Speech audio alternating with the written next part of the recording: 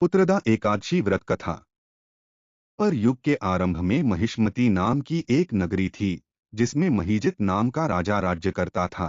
लेकिन पुत्रहीन होने के कारण राजा को राज्य सुखदायक नहीं लगता था। उसका मानना था कि जिसके संतान न हो, उसके लिए यह लोक और परलोक दोनों ही दुखदायक होते हैं। पुत्र सुख की प्राप्ति के लिए राजा ने अनेक उपाय किए, परंतु राजा को पुत्र की प्राप्ति नहीं हुई।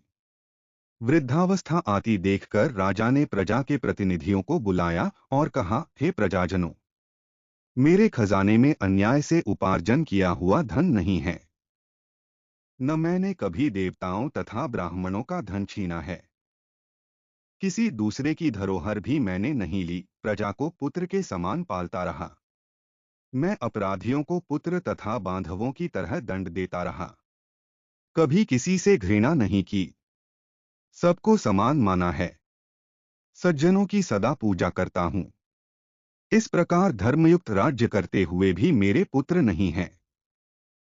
सो मैं अत्यंत दुख पा रहा हूँ। इसका क्या कारण है?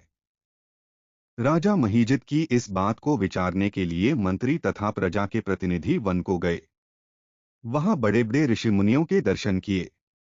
राजा की उत्तम कामना की पूर्ति के लिए किसी श्रेष्ठ तपस्वी मुनि को देखते फिरते रहे।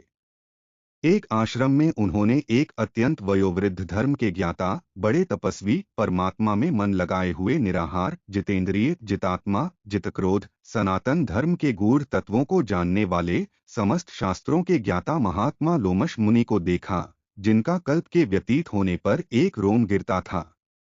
सबने जाकर ऋषि को प्रणाम किया।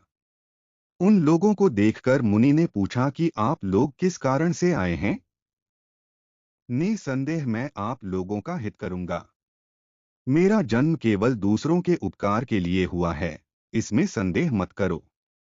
लोमश ऋषि के ऐसे वचन सुनकर सब लोग बोले, हे महर्षि, आप हमारी बात जानने में ब्रह्मा से भी अधिक समर्थ हैं। अत आप हमारे इस संदेह को दूर कीजिए। महिष्मतीपुरी का धर्मात्मा राजा महीजित प्रजा का पुत्र के समान पालन करता है। फिर भी वह पुत्रहीन होने के कारण दुखी है। उन लोगों ने आगे कहा कि हम लोग उसकी प्रजा हैं। अत उसके दुख से हम भी दुखी हैं। आपके दर्शन से हमें पूर्ण विश्वास है कि हमारा यह संकट अवश्य दूर हो जाएगा, क्योंकि महान पुरुषों के दर्शन मात्र से अनेक कष्ट दूर हो जाते हैं। अब आप कृपा करके राजा के पुत्र होने का उपाय बतलाएं। यह वार्ता सुनकर ऋषि ने थोड़ी देर के लिए नेत्र बंद किए और राजा के पूर्व जन्म का वृत्तांत जानकर कहने लगे कि यह राजा पूर्व जन्म में एक निर्धन वैश्य था। निर्धन होने के कारण इसने कई बुरे कर्म किए। यह एक गांव से दूसरे गांव व्यापार करने जाया करता था। एक समय ज्येष्ठ मास के शुक्ल पक्ष की द्वादशी के दिन मध्याह्न के समय जबकि वह 2 दिन से भूखा प्यासा था, एक जलाशय पर जल पीने गया। उसी स्थान पर एक तत्काल की ब्याही हुई प्यासी गौ जल पी रही थी। राजा ने उस प्यासी गाय को जल पीते हुए हटा दिया और स्वयं जल पीने लगा, इसीलिए राजा को यह दुख सहना पड़ा। एकादशी के दिन भूखा रहने से वह राजा हुआ और प्यासी गौ को जल पीते हुए हटाने के कारण पुत्र वियोग का दुख सहना पड़ रहा है। ऐसा सुनकर सब लोग कहने लगे कि हे ऋषि, शास्त्रों में पापों का प्रायश्चित भी लिखा है। अत जिस प्रकार राजा का यह पाप नष्ट हो जाए, आप ऐसा उपाय बताइए। लोमश मुनि कहने लगे कि श्रावण शुक्ल पक्ष की एकादशी को, जिसे पुत्रदा एकादशी भी कहते हैं, तुम सब लोग व्रत करो और रात्रि को जागरण करो, तो इससे राजा का यह पूर्व जन्म का पाप अवश्य नष्ट हो जाएगा, साथ ही राजा को पुत्र की अवश्य प्राप्ति होगी।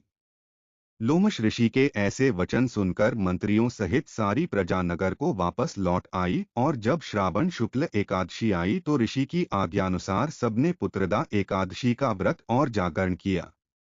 इसके पश्चात द्वादशी के दिन इसके पुण्य का फल राजा को दिया गया। उस पुण्य के प्रभाव से रानी ने गर्भ धारण किया और प्रसवकाल समाप्त होने पर उसके एक बड़ा तेजस्वी पुत्र उत्पन्न हुआ। इसलिए हे राजन, इस श्रावण शुक्ल एकादशी का नाम पुत्रदा पड़ा। अत संतान सुख की इच्छा हासिल करने वाले इस व्रत को अवश्य करें। इसके महात्म्य को सुनने से मनुष्य सब पापों से मुक्त हो जाता है और इस लोक में संतान सुख भोगकर परलोक में स्वर्ग को प्राप्त होता है।